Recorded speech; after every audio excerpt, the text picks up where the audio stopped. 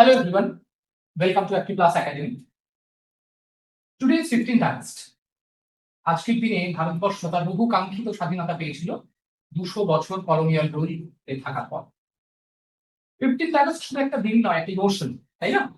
A day when we raise tricolors, we celebrate the color of tricolor. And ভারতবর্ষের পতাকা লালকেল্লা থেকে শুরু করে একদম প্রত্যন্ত গ্রামে সবচেয়ে ছোট স্কুলটাতেও আজকের দিনে সেই পতাকা উত্তোলিত হয়। আজকের দিনে আমরা পেট্রিয়টিক সং শুনি, আমরা গর্বের সঙ্গে জয় দিই। এখন আজকের ক্লাসটা বা আজকের আলোচনাটা একটু অন্য দিনের চেয়ে আলাদা, একটু না অনেকটাই অন্য দিনের চেয়ে আলাদা। দেখো, আজকে I don't want to ask you that question that name the 5 freedom fighters. 5 জন স্বাধীনতা সংগ্রামীর নাম বলো এবং 5 জন স্বাধীনতা সংগ্রামী সম্পর্কে I don't want to ask you the dates related to those freedom fighters. ভারত ছাড়ো আন্দোলন কবে হয়েছিল, নন কোঅপারেশন মুভমেন্ট কবে শুরু হয়েছিল, কোন সেশন এন্ডোর্স হয়েছিল, আমি আজকে জিজ্ঞেস করবো না, আজকে আমরা আলোচনা করব। We are not going to discuss the contribution of these freedom fighters বা freedom fighters এর contribution in Indian freedom struggle, ভারতীয় স্বাধীনতা সংগ্রামীদের কন্ট্রিবিউশন আজকে আমরা আলোচনা করব। আমরা আলোচনা করব না which particular organizations they formed, তারা কোন কোন অর্গানাইজেশন তৈরি করেছিলেন সেটাও আমরা আলোচনা করব। দেখো বা দেখুন, what I generally want to ask you today is a little bit uncomfortable, একটু অন্য ধরনের question.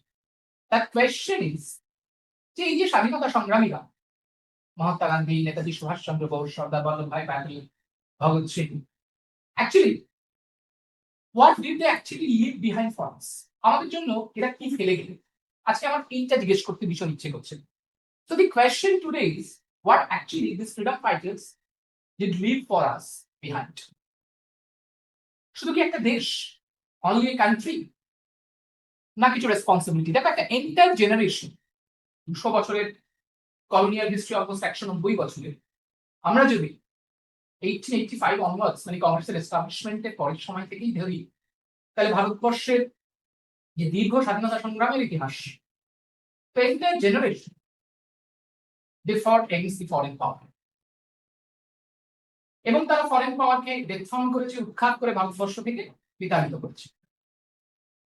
And India got its independence on the 15th of August 1947. তারপরে জেনারেশন আফটার জেনারেশন তাদের কাঁধে কিন্তু একটা রেসপন্সিবিলিটি চাপিয়ে দিয়েছে, এবং they are also fighting the next generation after 1947. They are also fighting against corruption. They are also fighting against discrimination. এই যে বৈষম্য, সামাজিক বৈষম্যের বিরুদ্ধে তারা লড়াই করছে। They are also fighting against casteism, stringent casteism. They are also fighting against communalism. They are also fighting against poverty. এবং সর্বোপরি they are also fighting against public office, the misuse of public office. I would rather say তারাও লড়াই করছেন এই public অর্ডারের বিরুদ্ধে। তো সুতরাং আজকে যারা সিভিল সার্ভিসের প্রিপারেশন নিচ্ছেন, WBCS, UPSC, whatever it may be, they are going to be officers tomorrow. কালকে কেউ ডিস্ট্রিক্ট ম্যাজিস্ট্রেটের চেয়ারে বসবেন, কালকে কেউ বিডিও চেয়ারে বসবেন, কালকে কেউ SDO চেয়ারে বসবেন। Now the preparation of this examination is not mere just a preparation for any other examination. কালকে যখন চেয়ারে আপনারা বসবেন বা কালকে যখন চেয়ারে তোমরা বসবে, তখন সিস্টেম কিন্তু তোমাদের হাতে অনেক ক্ষমতা, অনেক অথরিটি দিয়ে দেবে, এবং পারহাপস তোমাদের সামনে একটা ফাইল এসে উপস্থিত হবে। You will get a file যেখানে তোমাদের হয়তো you have to give someone compensation. তোমাদের চেক করতে হবে একেবারে রিমোটেস্ট ভিলেজের পুয়ারেস্ট পার্সনের কাছে সরকারি বেনিফিট সঠিকভাবে পৌঁছেছে কিনা, অথবা অ্যাডমিনিস্ট্রেটিভ অ্যাপাথি এক্সিস্ট করছে কিনা, সেটাকে কি করে সম্ভব? তোমাদের সেদিন লড়াই করতে হবে এই অ্যাডমিনিস্ট্রেটিভ অ্যাপাথির বিরুদ্ধে। ডেফিনেটলি এই কাজগুলো সেদিন তোমাদের করতে হবে। এন্ড যে লোকটা তোমার টেবিলের অপোজিটে দাঁড়িয়ে থাকবে, that person is not going to ask you that question that how did you score in মাধ্যমিক, তুমি হাই সেকেন্ডারিতে কত পেয়েছিলে, তোমার গ্রাজুয়েশন সাবজেক্ট কি ছিল, অথবা সিভিল সার্ভিসে তোমার র্যাঙ্ক কি ছিল। No one is going to ask that question. সেদিন তোমাকে কেউ এই প্রশ্ন করবে না, রাদার তারা নিজেদের মনে মনে তোমার টেবিলের জাস্ট অপোজিটে দাঁড়িয়ে ভাবতে পারে, they can think by themselves can you trust this officer? আমরা কি অফিসারকে বিশ্বাস করতে পারি? Can you trust this system?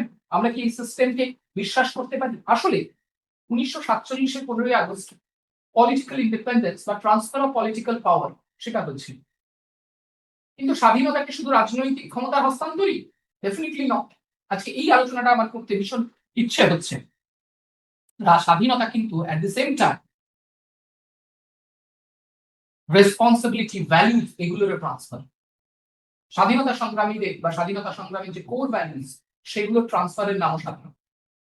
সেই ভ্যালুজ গুলো ইন্টিগ্রিটি, সেই ভ্যালুজ গুলোর মধ্যে ক্যারেজ, সেই ভ্যালুজ গুলোর মধ্যে অনেস্টি, সেই ভ্যালুজ গুলোর মধ্যে ইকুয়ালিটি, ডিগনিটি, রেসপন্সিবিলিটি, এগুলো সবই আসে। এবার আমি আরেকটু ক্লিয়ারলি আসি, প্রশ্নটাকে একটু অন্যভাবে আমরা ভাবার চেষ্টা, যে আজকে যে আলোচনা সেই আলোচনার প্রসঙ্গটা আমরা যদি একটু অন্যভাবে দেখি, যে স্বাধীনতা সংগ্রামী যারা, ফ্রিডম ফাইটার্স যারা, আসলে স্বাধীনতা পাওয়াই বা political transfer of power, transfer of political পাওয়ারই তো শেষ কথা নয়, সেখান থেকে জার্নি বিগিন হয় একটা দেশে। সেই দেশের যারা অফিসার্স, যারা পাবলিক পলিসি মেকার, তারা এই জার্নিটাকে এগিয়ে নিয়েছে। এখন প্রশ্ন হচ্ছে, আজকের যুগ, আজকের যারা অ্যাসপিরেন্ট, কালকে তারা যারা সিভিল সার্ভেন্ট হবে, যারা বিউরোক্র্যাট হবে, তারা এই স্বাধীনতা সংগ্রামীদের থেকে কি আবশ্যক, স্বাধীনতা সংগ্রামীদের থেকে কি ভ্যালুজ শিখবে, যেগুলো তারা অ্যাডমিনিস্ট্রেশনে অ্যাপ্লাই করতে পারে এবং আগামী দিনে ভারতবর্ষকে সত্যি সোনার ভারতবর্ষে পরিণত। That might be the most relevant discussion today. আমার মনে হয় সেটাই সবচেয়ে প্রাসঙ্গিক আলোচনা হয়ে আছে, যে আগামী দিনে বিউরোক্র্যাটরা এই স্বাধীনতা সংগ্রামীদের থেকে কি ভ্যালুজ শিখতে পারে, অথবা গান্ধীজি, সুভাষ বোস, সর্দার বল্লভভাই প্যাটেল, বি.আর. আম্বেদকর, ভগৎ সিং, এরা যদি ডিস্ট্রিক্ট ম্যাজিস্ট্রেটের চেয়ারে বসতেন, এরা যদি ইউএসডিওর চেয়ারে বসতেন, তাহলে এরা কিভাবে এই ভ্যালুজ গুলো ইমপ্লিমেন্ট করতেন এবং অ্যাডমিনিস্ট্রেশনকে অসাধারণ এক্সট্রাঅর্ডিনারি অ্যাডমিনিস্ট্রেশন পরিণত করতেন। আজকে আমরা এই স্বাধীনতা সংগ্রামীকে পাবলিক অ্যাডমিনিস্ট্রেশনের টিচার হিসেবে বোঝার চেষ্টা করবো এবং তাদের থেকে ভ্যালুজ গুলো নেওয়ার চেষ্টা করবো। আমরা যাকে দিয়ে আজকে ডেফিনেটলি শুরু করবো, আমরা 5 জন স্বাধীনতা সংগ্রামীর কথা এখানে ডেফিনেটলি উল্লেখ করবো। We will start with Mahatma Gandhi, তারপর আমরা নেতাজি সুভাষচন্দ্র বোস, সর্দার বল্লভভাই প্যাটেল, বি.আর. আম্বেদকর, ভগৎ সিংকে নিয়ে আমরা আলোচনা করবো যে কি কি কোর ভ্যালুজ আগামী দিনের অ্যাডমিনিস্ট্রেটররা শিখতে পারেন এই স্বাধীনতা সংগ্রামীদের থেকে, যাতে তারা এই প্রশাসনকে, এই ভারতবর্ষের অ্যাডমিনিস্ট্রেশনকে খুব সুন্দরভাবে চালাতে পারে। প্রথমত we will discuss about Mahatma Gandhi.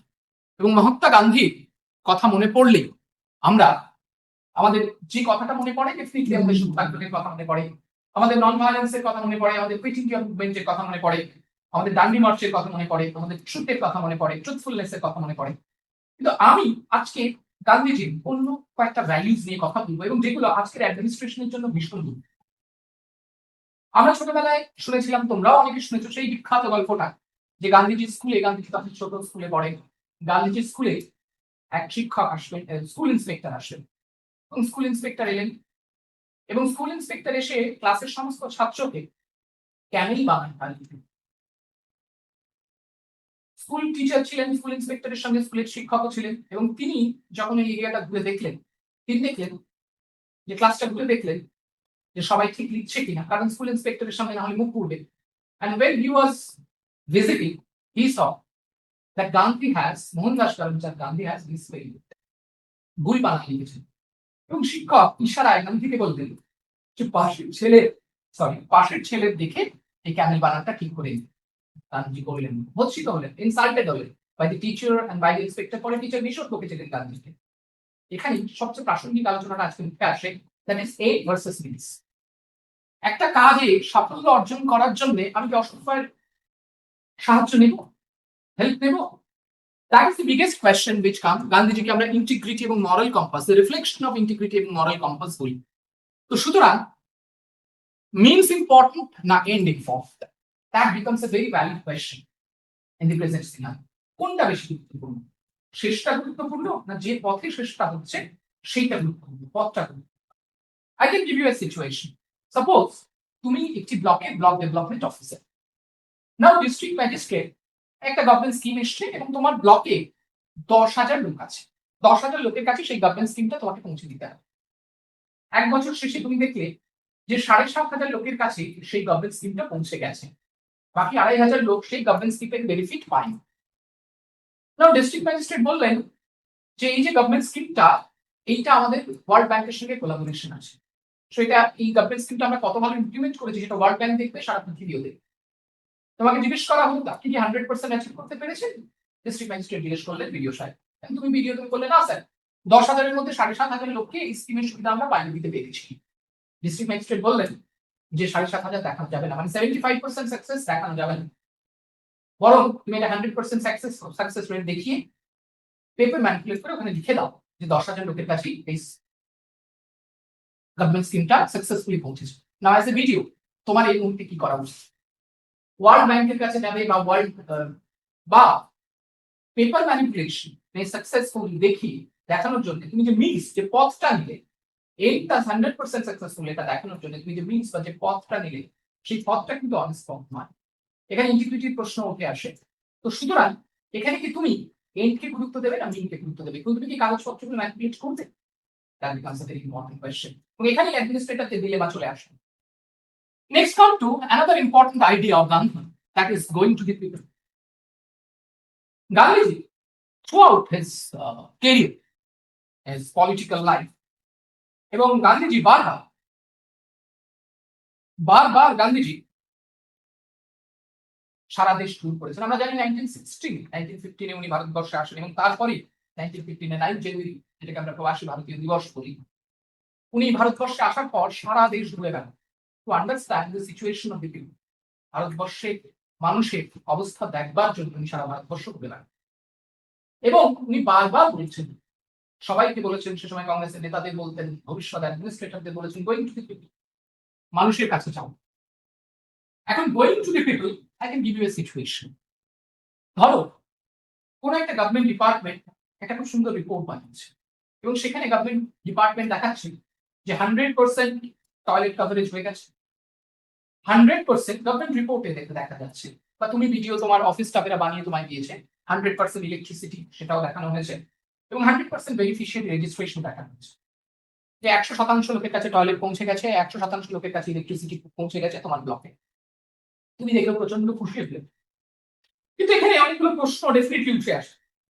কারণ তুমি নিজে তোমার ব্লক ভিজিট করো কিংবা ভিলেজ ভিজিট করো, যে প্রশ্নটা ডেফিনেটলি আসে, টয়লেট তো এক্সিস্ট করছে কিন্তু সেখানে জলের সুবিধা কি 100% লোকের আছে? সত্যি কি 100% লোক ওই টয়লেট ব্যবহার করতে পারছে?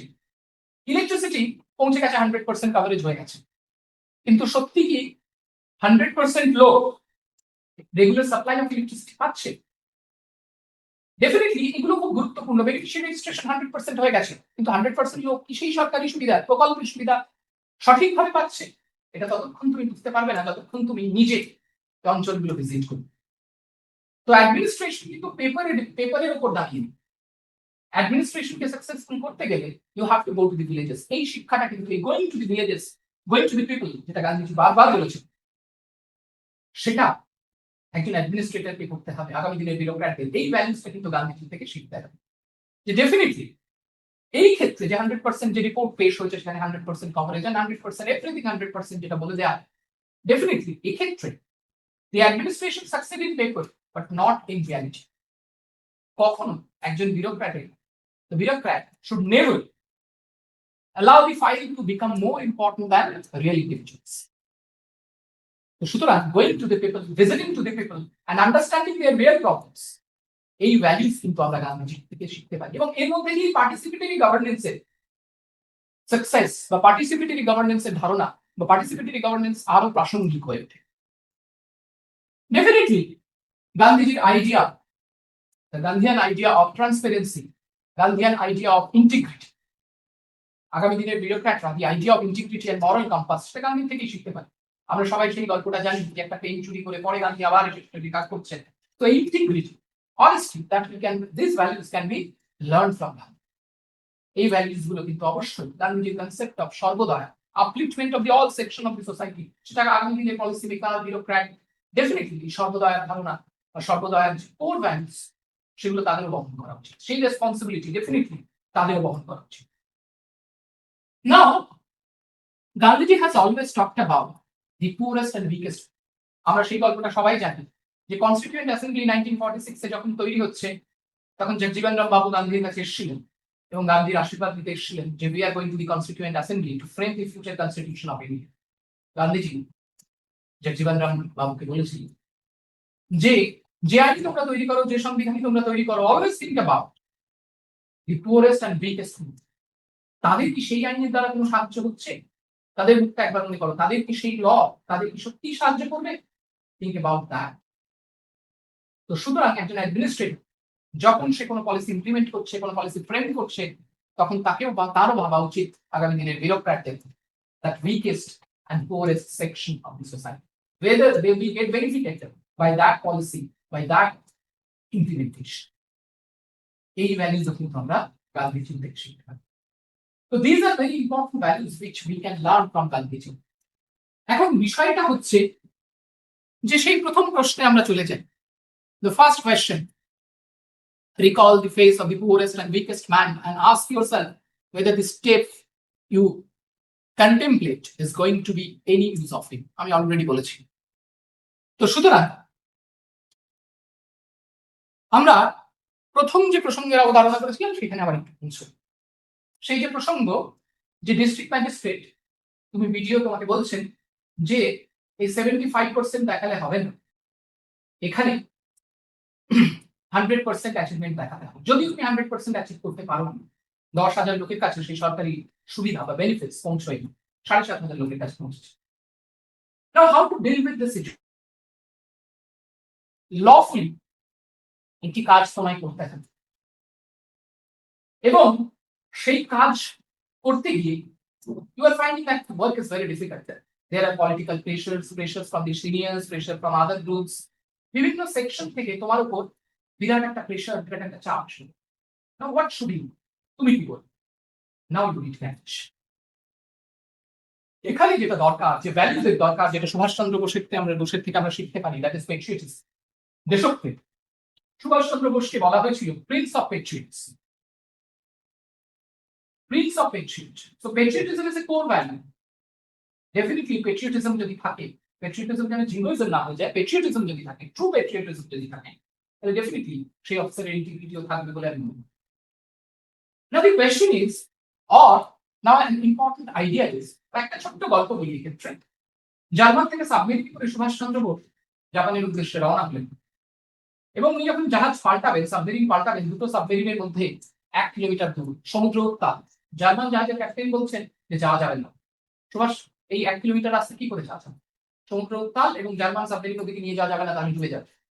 সুভাষ বলছেন আমাকে যেতেই হবে। জার্মান ক্যাপ্টেন বলছেন যাওয়া যাবে না, আমাদের ফিরে যেতে হবে। We have to go back. তো সুতরাং এই সিচুয়েশন সুভাষচন্দ্র বোস কি করলেন?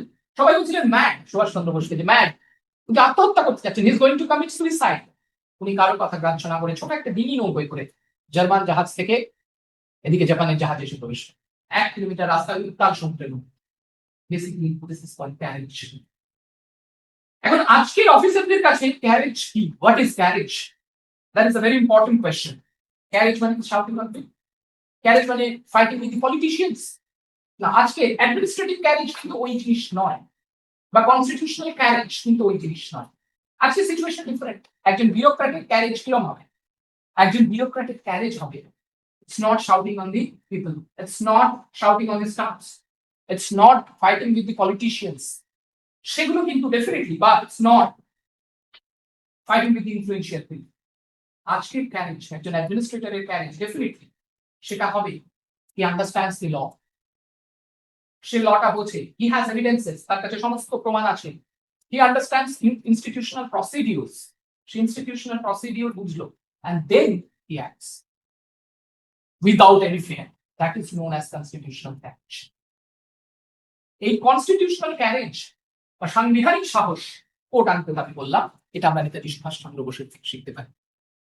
নেতাজি সুভাষচন্দ্র বোসের কাছ থেকে আমরা শিখতে পারি প্র্যাগমেটিজম। আমাদের মনে আছে 1939 যখন দ্বিতীয় বিশ্বযুদ্ধ শুরু হলো, কংগ্রেসের ভিতরে আলোচনা হলো, কারণ 1939 সালে 3 সেপ্টেম্বর যখন দ্বিতীয় বিশ্বযুদ্ধ শুরু হলো, তখন কংগ্রেসকে ভারতবর্ষ, সে সময় লর্ড লিনলিথ ভাইসরয়, তিনি ভারতবর্ষে যে মন্ত্রিসভা, কংগ্রেসি প্রায় সবগুলো স্টেটই কংগ্রেসি মন্ত্রিসভা হয়েছিল এক্সেপ্ট ফিউ স্টেটস, মন্ত্রিসভার সঙ্গে আলোচনা না করে, যেখানে প্রভিন্সিয়াল অটোনমাস গভর্নমেন্ট তৈরি হয়েছিল 1935 গভর্নমেন্ট অফ ইন্ডিয়া অ্যাক্ট অনুযায়ী, তো ভারতীয় মন্ত্রিসভার সঙ্গে আলোচনা না করে ভারতবর্ষকে যুদ্ধের একটা পার্টি ঘোষণা করা হলো 1939 সালে।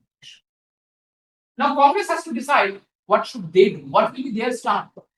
কংগ্রেসের স্ট্যান্ড কি হবে এই দ্বিতীয় বিশ্বযুদ্ধের প্রাক্কালে বা দ্বিতীয় বিশ্বযুদ্ধের সময়? তো there were different politicians, they were giving different opinions. Gandhi কি বলছিলেন? গান্ধী বলছিলেন যে ব্রিটিশরা ফ্যাসিস্ট অ্যাগ্রেশনের বিরুদ্ধে লড়াই করছে, এই সময় আমাদের উচিত ব্রিটিশকে সাহায্য করা। জওহরলাল নেহরু বললেন নো, এই লড়াইটা হচ্ছে দুটো ইম্পেরিয়ালিস্টিক ব্লকের মধ্যে লড়াই, দুটো সাম্রাজ্যবাদী শক্তির বিরুদ্ধে লড়াই, মধ্যে লড়াই। তো এই দুটো সাম্রাজ্যবাদী শক্তি, imperialist bloc, they are fighting with each other, we should take help, we should assist anyone. আমরা এই সিচুয়েশনের অ্যাডভান্টেজও নেব না, আমরা কাউকে সাহায্য করব। বাট হোয়াট নেতাজি সুভাষচন্দ্র বোসে, এগুলো হচ্ছে the idealistic politics. But Subhas Chandra Bose বললেন না, this is golden opportunity.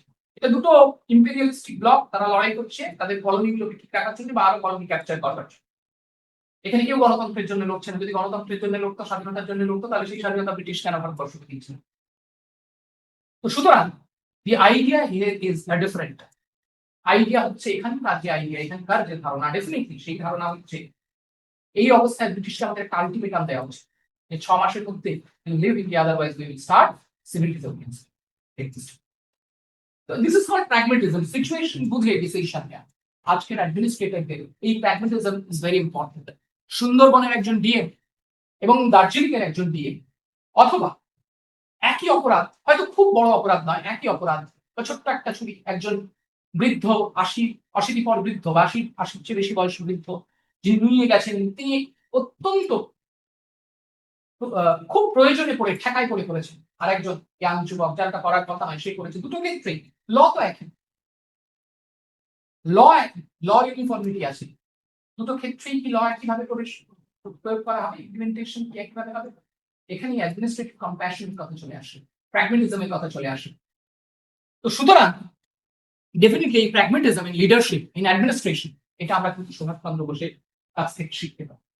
Subhash Chandra বোসের কাছ থেকে আমরা ডেফিনেটলি শিখতে পারি administrative inclusive leadership. Inclusive leadership, তোমরা আজাদিন ফৌজের কথা সবাই জানো, 60 রাজা সৈন্য আজাদিন ফৌজে 1943 21 অক্টোবর আজাদিন ফৌজ তৈরি হল। এবং সেই আজাদিন ফৌজের 3 জন লিডারের নাম গুরবৎস গিলান, প্রেম সাইবেল এবং শ্যামবাজরাও, একজন হিন্দু, একজন শিখ, একজন মুসলিম। 1943 ভারতবর্ষ অলরেডি 1940 পাকিস্তান রেজলিউশন পার হয়ে গেছে, তোমরা জানো। এবং 1943 পর্যন্ত সাম্প্রদায়িক সম্প্রীতির পরিবেশ কিন্তু ভারতবর্ষে নষ্ট হয়ে গেছে।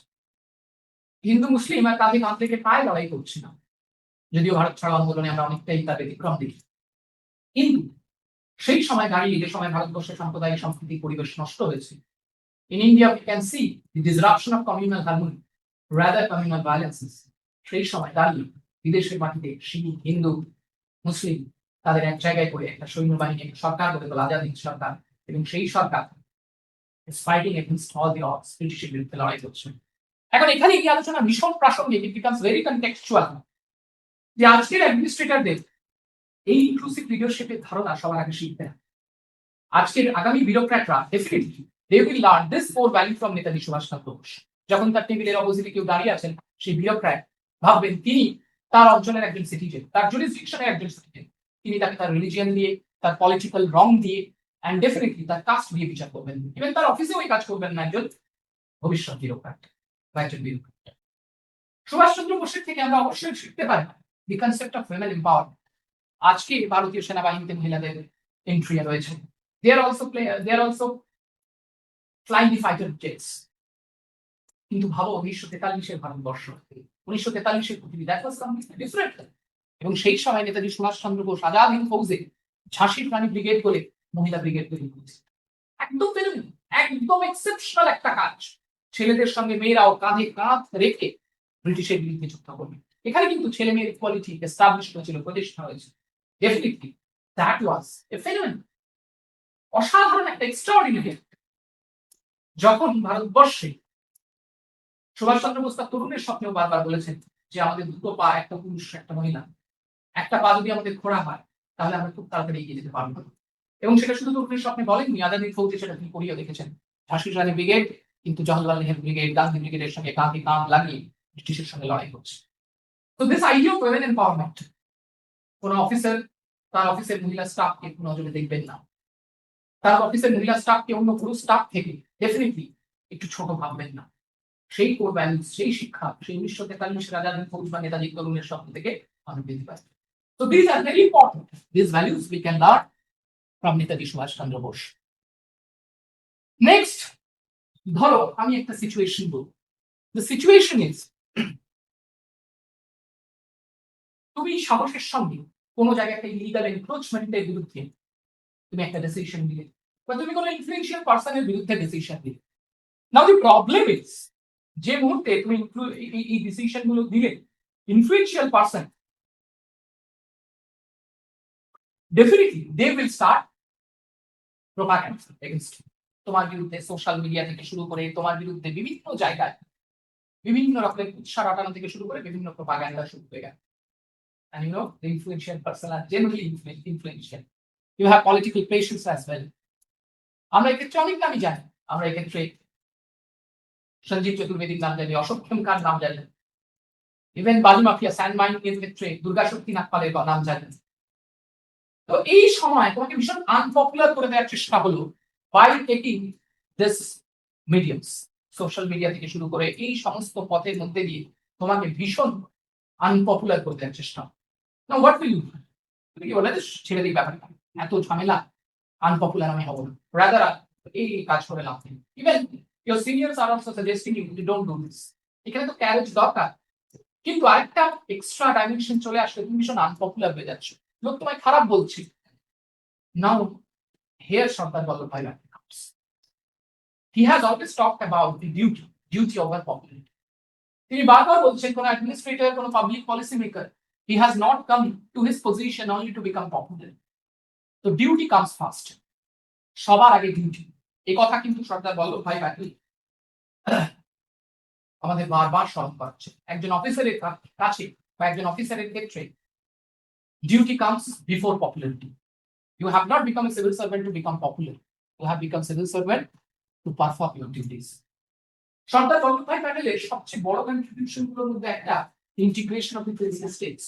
এই যে ইউনিয়ন অফ ইন্ডিয়া বা ইউনাইটেড ইন্ডিয়া, সর্দার বল্লভভাই প্যাটেল না থাকলে এর স্বপ্ন বোধহয় স্বপ্ন হতো না।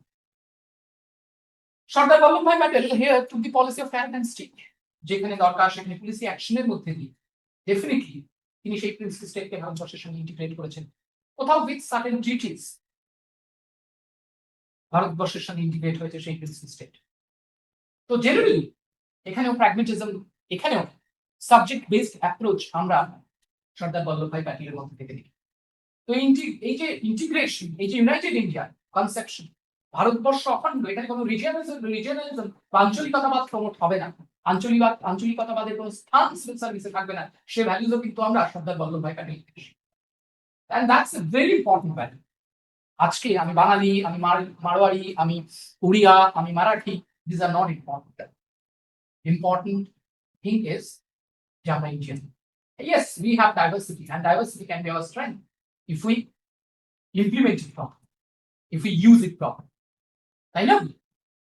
তো সুতরাং এই ভাবনাও কিন্তু আমরা আজকে সর্দার বল্লভভাই প্যাটেল থেকে এই কোর ভ্যালু শিখি। সর্দার Vallabhbhai Patel has talked about the steel frame, bureaucracy, civil servant, bureaucracy K steel frame, civil service K steel frame of the administration বলেছেন। দেখো, political parties will come and go, political leaders will come and go, and definitely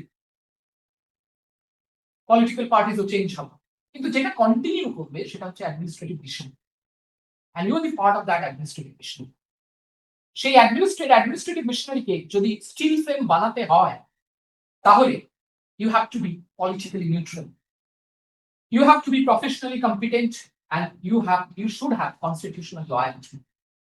এই তিনটে জিনিস থাকলেই you can make the steel frame.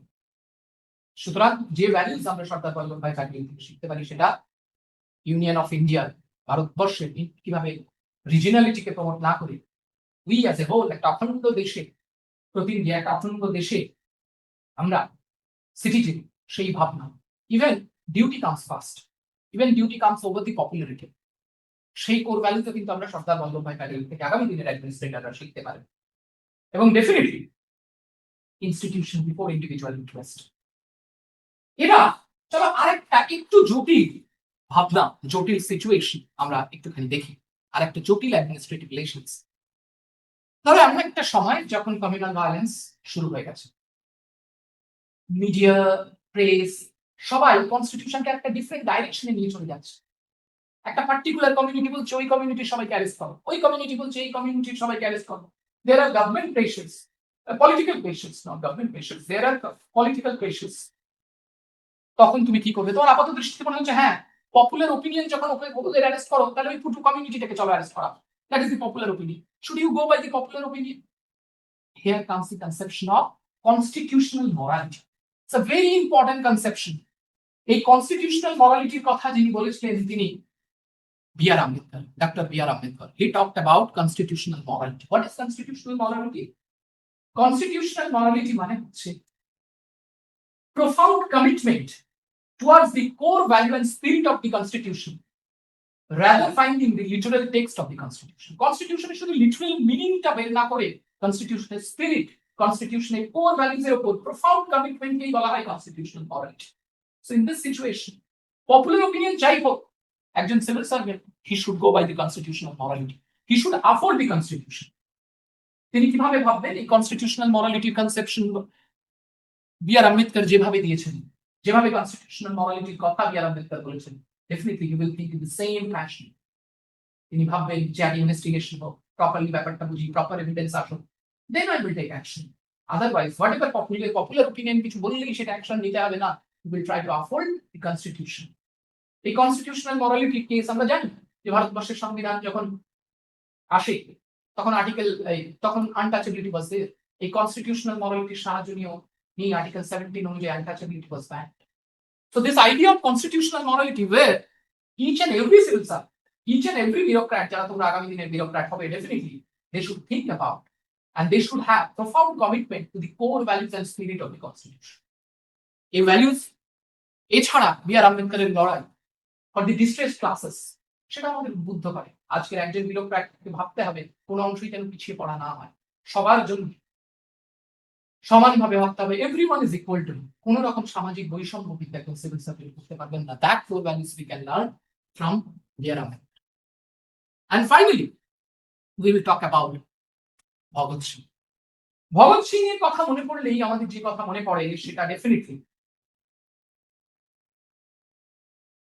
Bhagat Singh revolutionary, বিপ্লবের কথা মনে পড়ে। তারুণ্য বা ইয়থ, এই ধারণা আমাদের মনে পড়ে ভগৎ সিং এর কথা মনে পড়লেই।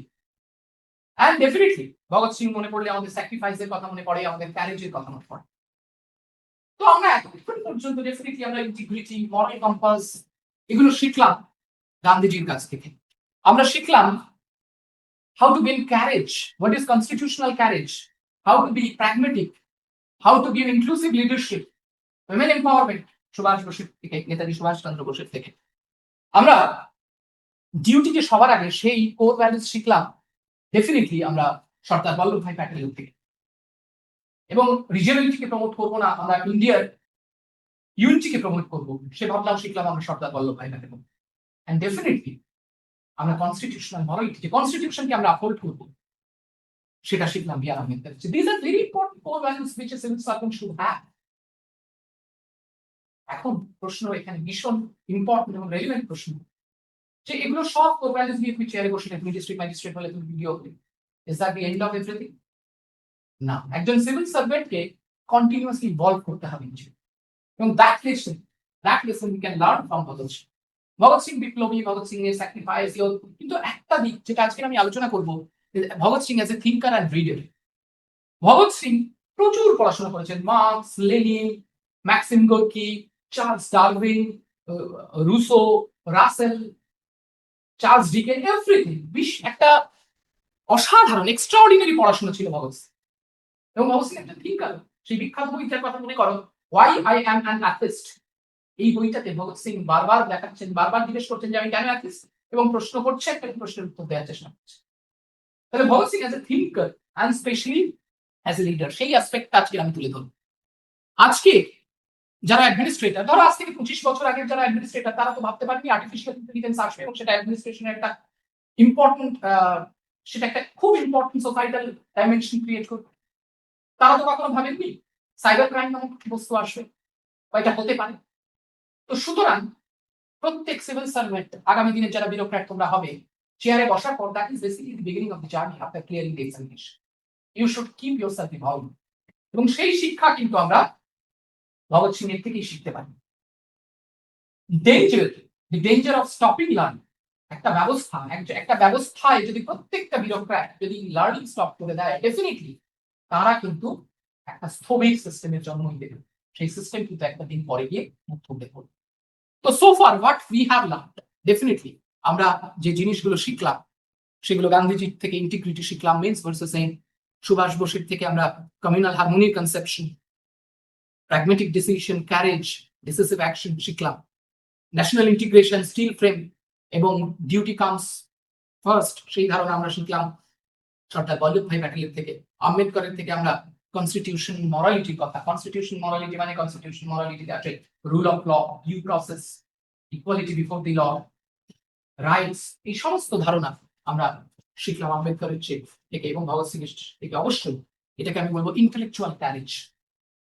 ইন্টেলেকচুয়াল ক্যারেজ, এই যে একজন সিভিল সার্ভেন্টকে একজন রিডিং এবং একজন থিঙ্কিং ক্রিয়েচার হতে হবে, সেটা আমরা ভগৎ সিং থেকে শিখি। সো ইন্টেলেকচুয়াল ইন্ডিপেন্ডেন্স যদি একজন বিউরোক্র্যাট একজন সিভিল সার্ভেন্টে না আসে, তাহলে কিন্তু সেটা জাতির পক্ষে, দেশের পক্ষে দ্য ভেরি প্রবলেম। তো সুতরাং these are very important core values which we learn from Netaji Subhash Chandra Bose, from Mahatma Gandhi to Bhagat Singh. Now, একটা প্রশ্ন শেষ করার আগে আমি একটু জাস্ট করে যেতে চাই যে আগামী দিনের যারা বিউরোক্র্যাট তারা এই স্বাধীনতাটা নিয়ে করবে কি, এই ফ্রিডমটা নিয়ে করবে কি? একজন লোক যিনি, তুমি একজন গভর্নমেন্ট অফিসার হওয়ার পর তোমার টেবিলের সামনে এসে দাঁড়িয়েছে, তিনি হয়তো আইন জানেন, তিনি হয়তো ফর্মটা ফিল আপ করতে জানেন না, তার হয়তো অক্ষর পরিচিতি নেই, ইভেন তার কাছে পয়সা নেই, তার কোনো প্রভাব নেই, he is not an influential person. সে তোমার কাছে একটু বিশ্বাস করবে। যেদিন সে বলবে yes I can trust this system, I can trust this government, আমি সেই সিস্টেমে বাস করি যে সিস্টেম আমার অধিকারকে, আমার রাইটস রেসপেক্ট করে, যে সিস্টেম আমাকে সামাজিকভাবে কোনো রকমের ডিসক্রিমিনেশন বা বৈষম্যমূলক আচরণ করে না, যে সিস্টেম ডেফিনেটলি, যে সিস্টেমের থেকে আমি ডাইরেক্টলি অ্যাপ্রোচ করতে পারি, নির্ভয়ে অ্যাপ্রোচ করতে পারি গভর্নমেন্টের কাছে, যে সিস্টেমে রাষ্ট্র আমাকে শুনবে, আমার বিপক্ষে যত ইনফ্লুয়েন্সিয়াল পারসন থাকুক না কেন, সেই সিস্টেম তৈরি করার দায় কিন্তু পাবলিক পলিসি মেকার আগামী দিনে বিউরোক্র্যাটদের।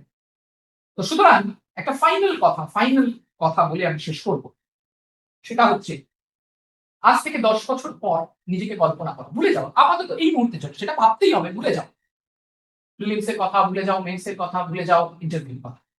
ভাবো আজ থেকে 10 বছর পর তুমি একটা চেয়ারে বসে আছো এবং সেই চেয়ারে অপোজিটে, সেই তোমার চেয়ারের যে সামনে টেবিলের অপোজিটে একজন লোক দাঁড়িয়ে রয়েছে এবং তোমার সামনে, তোমার কেবিনের বাইরে তোমার নেম প্লেট রয়েছে, তোমার পিএ বসে আছে এক পাশে, তোমার জন্য গাড়ি আছে, এভরিথিং ইজ দেয়ার, এবং তোমার সামনে দুটো পথ আছে, একটা সহজ পথ আর একটা লফুল পথ। কোনো ক্যামেরা নেই, কেউ নেই, কোনো বিচারক নেই, তোমাকে ডিসাইড করতে হবে which path will you choose. Finally সেই শেষ প্রশ্ন, যে এই স্বাধীনতা, যা স্বাধীনতা সংগ্রামীরা আমাদের দিলেন, সেই স্বাধীনতা আমরা কি কাজে লাগাবো? So final statement or final thing what I will take in aspire to become an officer whom a citizen can trust. সিটিজেনের ট্রাস্ট যদি সিস্টেমের উপর ফিরিয়ে আনা যায়, যেখানে প্রত্যেক সিটিজেন, আমি একটু আগে বললাম, যারা বলতে উল্লাসের সঙ্গে বলতে পারে যে আমি এই ব্যবস্থাকে বিশ্বাস করি, আমি এই ব্যবস্থা আমাকে বিশ্বাস করে বা আমার অধিকারকে সুরক্ষিত রাখবে, এখানে আমি সম্পূর্ণ সুরক্ষিত, এখানে আমি ডিসক্রিমিনেটেড নই, সেই ব্যবস্থাই প্রকৃত ব্যবস্থা এবং আগামী দিনের বিউরোক্র্যাটদের ডেফিনেটলি সেই ব্যবস্থার কথাই ভাবা উচিত এবং সেই ব্যবস্থাই তৈরি করা উচিত। তো এই ভ্যালিউস গুলো নিয়ে আমরা সেই ব্যবস্থা কিন্তু তৈরি করতে পারি এবং সেটা সম্পূর্ণ আগামী দিনের বিউরোক্র্যাটস আমাদের। Thank you very much.